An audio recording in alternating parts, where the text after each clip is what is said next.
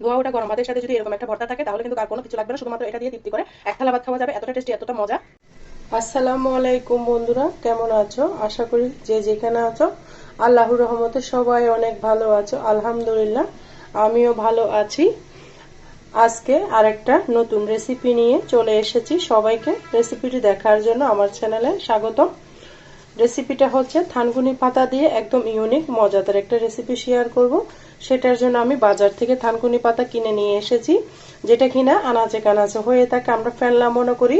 এই রেসিপিটা দিয়ে এক থালা ভাত নিমিশে খাওয়া যাবে, এতটা মজা, এতটা হেলদি একটা রেসিপি। যে থানকুনি পাতা কিন্তু আমাদের পেট সারাতে অনেক সহযোগিতা করে। যাদের প্রচুর গ্যাসের সমস্যা তারা যদি নিয়মিত থানকুনি পাতা খায় তাহলে কিন্তু তাদের পেটের সমস্যা নিরাময় হবে। এতটা কার্যকরী একটা পাতা। এটা কিন্তু গ্রামে কিন্তু আনাচে কানাচে হয়ে থাকে, কিন্তু শহরের মধ্যে বা আমরা যেখানে থাকি এমনি পাওয়া যায় না, এটা কিনে আনতে হয়। আমি বাজার থেকে কিনে নিয়ে চলে এসেছি। এই থানকুনি পাতা দিয়ে হবে আজকে একদম পেট ভরে খাওয়ার মতো ইউনিক একটা রেসিপি। একটা লাইক দিয়ে সম্পূর্ণ ভিডিও দেখতে থাকো। আর আমার চ্যানেলে যদি নতুন বন্ধু হয়ে থাকো প্লিজ বন্ধুরা আমার চ্যানেলটিকে সাবস্ক্রাইব করে দাও, পাশে থাকা বেল বাটনটি অন করে দাও যেন আমি ভিডিও দেওয়ার সাথে সাথে নোটিফিকেশনটা তোমাদের মাঝে পৌঁছে যায়। সেই জন্য আমি থানকুনি পাতাগুলোকে সুন্দর করে বেছে নিচ্ছি, আর ভালো মতো ধুয়ে থানকুনি পাতাগুলো খেতে হবে। দেখতে পারতেছে এগুলো যদি ছেঁচে রস খাওয়া যায় সেটাও কিন্তু পেটের জন্য অনেক ভালো। যেহেতু আমি এখন একটা রেসিপি বানাবো সেই জন্য আমি নিব না। যারা প্রচুর গ্যাসে ভুগেন তারা কিন্তু এইভাবে এটা ছেঁচে কিন্তু রস খেলে পেটের সমস্যা নিরাময় হবে। বন্ধুরা দেখতে পারতেছেন আমি সুন্দর করে পাতাগুলো আমি বেছে নিব এক এক করে। দেখো বন্ধুরা থানকুনি পাতাগুলো আমি সুন্দর করে বেছে ধুয়ে নিয়ে চলে এসেছি। তারপর এখানে আমি নিয়ে নিয়েছি আলু। থানকুনি পাতার সাথে আলু দিব, একদম মজাদার একটা রেসিপি হবে। আলুগুলোকে পাতলা পাতলা করে স্লাইস করে নিচ্ছি, দেখতে পারতেছো। একদম আঙ্গুল চেটে পুটে খাওয়ার মতো রেসিপি শেয়ার করতেছি।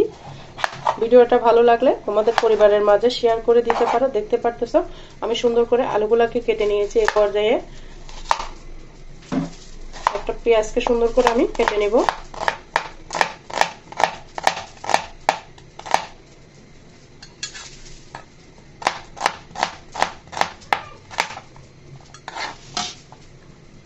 নিয়ে নিয়েছি কয়েকটা রসুন। এই সামান্য উপকরণ দিয়ে হবে একটা মজাদার রেসিপি। চলো বন্ধুরা আমি কিচেনে চলে যাচ্ছি। দিয়ে দিচ্ছি এখানে রান্নার সয়াবিন তেল। আলুগুলা দিয়ে দিচ্ছি এক এক করে।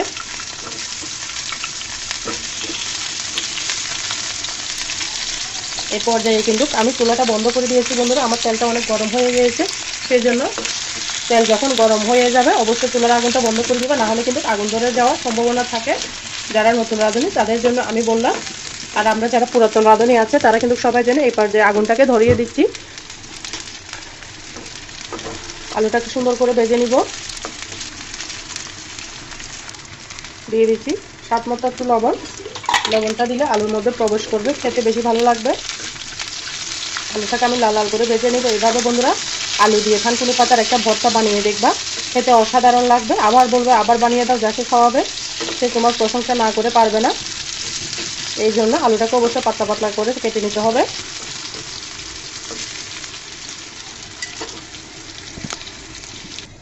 বন্ধুরা আমি ঢাকনা দিয়ে ঢেকে দিলাম যেন তাড়াতাড়ি সিদ্ধ হয়ে যায়। সেই জন্য যেহেতু ভর্তা বানাবো আলুটা অবশ্যই ভিতরে ভালো করে সিদ্ধ করে নিতে হবে, নাহলে কিন্তু খেতে ভালো লাগবে না। সেই জন্য ঢাকনা দিয়ে দিয়েছি। আমি আবার উল্টিয়ে পাল্টিয়ে দিচ্ছি।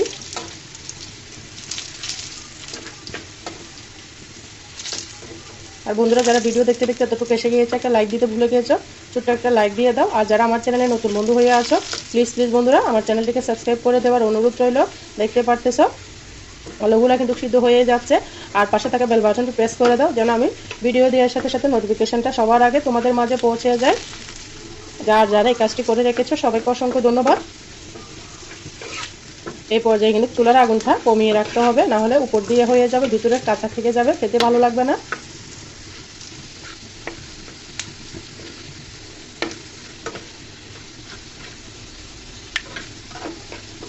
নেড়ে চেড়ে আমি আলুগুলোকে ভাজা ভাজা করে নিব। ভর্তা মানে আমরা বাঙালি ভোজন রসিক, ভর্তা হলে কিন্তু দুপুরের ভাতে ধোয়া ওঠা ভাতের সাথে আর কিচ্ছু লাগবে না, শুধুমাত্র এক থালা ভাত এই ভর্তা দিয়ে খাওয়া যায় তৃপ্তি করে। যাদের মুখে রুচি থাকে না তারা কিন্তু ভর্তা বানিয়ে ভাত খেলে মুখে রুচি ফিরে আসবে, এতটা মজা। এরপর যে আলুটাকে আমি উঠিয়ে নিচ্ছি একটা প্লেটের মধ্যে।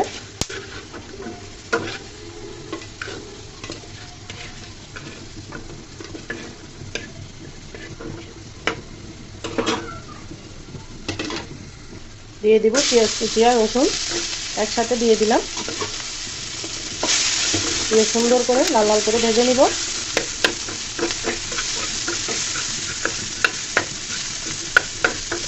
আপনার মাছ মাংস খেলে শুধুমাত্র কিন্তু ভর্তা দিয়ে খাবে, এতটা মজা। যারা ভর্তা প্রেমী তাদের জন্য তো কোনো কথাই নেই।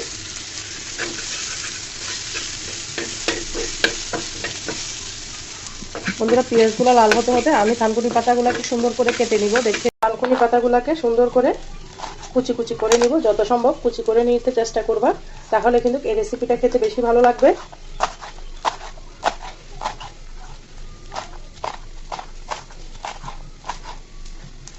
কাটাকুটি কিন্তু সবাই পারে, আমি কিভাবে করি সেটাই কিন্তু শেয়ার করি বন্ধুরা। আমার প্রিয় অপরা ভাইয়ারা কিন্তু আমার থেকেও বেশি পারে, তো আমি কিভাবে আমার সংসারটা চালাই, কিভাবে কাটাকুটি করি সেটাই তোমাদের মাঝে শেয়ার করি। আশা করি তোমাদের অনেক ভালো লাগতেছে। দেখতে পারতেছো আমি সুন্দর করে কুচি করে কেটে নিয়েছি।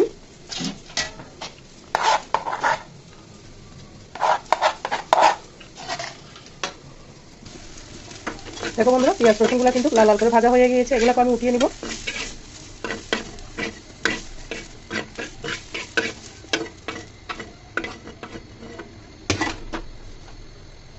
এরপর যে থানকুনি পাতাটা একটু নেড়ে চেড়ে নিব, শুধুমাত্র একটু তেলে নিব, এখানে কোনো তেল দেওয়ার কোনো দরকার নাই। একদম একটা উপকারী রেসিপি।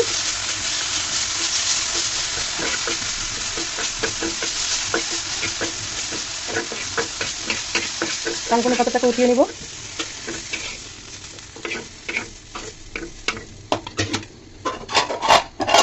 এরপর যে দিয়ে দিব তেল,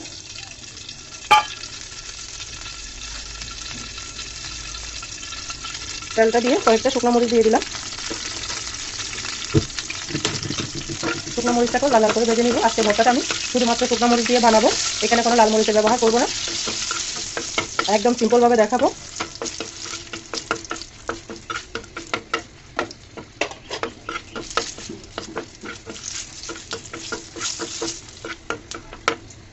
ভাজা হয়ে গেছে, আমি চুলার আগুনটা কিন্তু বন্ধ করে দিয়েছি। দেখো বন্ধুরা, সমস্ত কিছু আমি সুন্দর করে টেলে নিয়ে চলে এসেছি। আজকের ভর্তাটা সম্পূর্ণ আমি হাতে মেখে বানাবো। হাতে মেখে ভর্তার মজাই আলাদা। তোমরা চাইলে শিলপাটার মধ্যে বেটে নিতে পারো, তবে আমি হাতে মেখে আজকে ভর্তাটা বানাবো। সেই জন্য মরিচগুলোকে ফার্স্টে লবণ দিয়ে ভালো মতো মেখে নিব। দেখতে পাচ্ছ কত সফটলি আমার শুকনো মরিচটা ডালা হয়েছে। এমনভাবে ডালতে হবে যেন ভিতরের বিচি সহ সিদ্ধ হয়ে যায়। এটা এক সাইডে রেখে দিব। এই পর্যায়ে আলুগুলোকে সুন্দর মতো আমি হাত দিয়ে কচলে নিব। গরম, অনেক গরম বন্ধুরা, ধরতে কিন্তু আমার কষ্ট হচ্ছে, ভিডিও করতেছি সেজন্য বানিয়ে ফেলতেছি। তোমরা যদি বাসায় খাওয়ার জন্য করো অবশ্যই একটু ঠান্ডা করে করবা।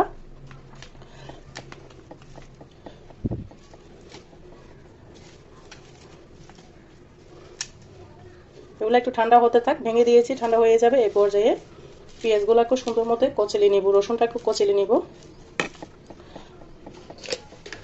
আর একটু লবণ দিয়ে দিচ্ছি। দিয়ে দিব আমি কাঁচা পেঁয়াজ।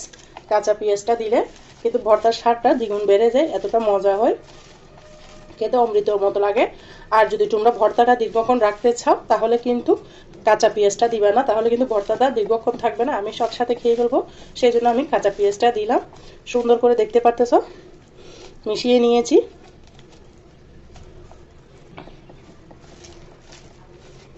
আলুগুলোকে সুন্দর করে ঠান্ডা হয়ে গিয়েছে, একটু কষলিয়ে রাখাতে। মজাদার একটা থানকুনি পাতার ভর্তা রেডি হয়ে গিয়েছে, দেখতে পারতেছ কতটা লোভনীয় লাগতেছে। যত ভালো হাত দিয়ে কষলাবে তত খেতে বেশি ভালো লাগবে। আর ভর্তার মধ্যে কিন্তু একটা জিনিস না দিলে ভর্তা কিন্তু অসম্পূর্ণ থেকে যায়।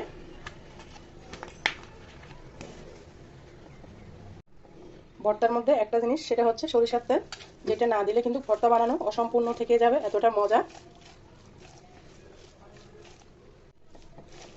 দেখতে পারতেছো আমার ভর্তাটা রেডি হয়ে গিয়েছে।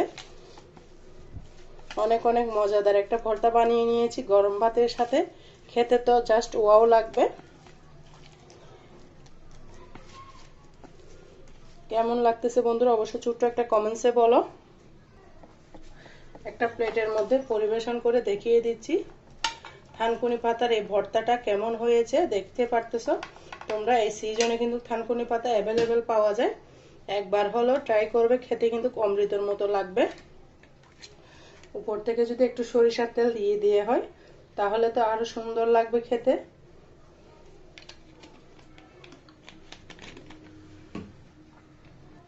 দেখো বন্ধুরা কেমন হয়েছে অবশ্যই ছোট্ট একটা কমেন্টসে বলে যাবা।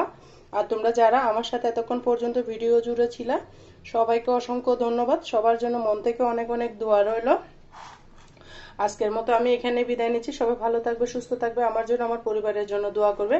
আর আমার কথার মাথায় যদি কোনো ভুল টুটো হয় সবাই আমাকে ক্ষমার দৃষ্টিতে দেখবা। আল্লাহ হাফেজ। আসসালামু আলাইকুম ওয়া রাহমাতুল্লাহি ওয়া বারাকাতুহু।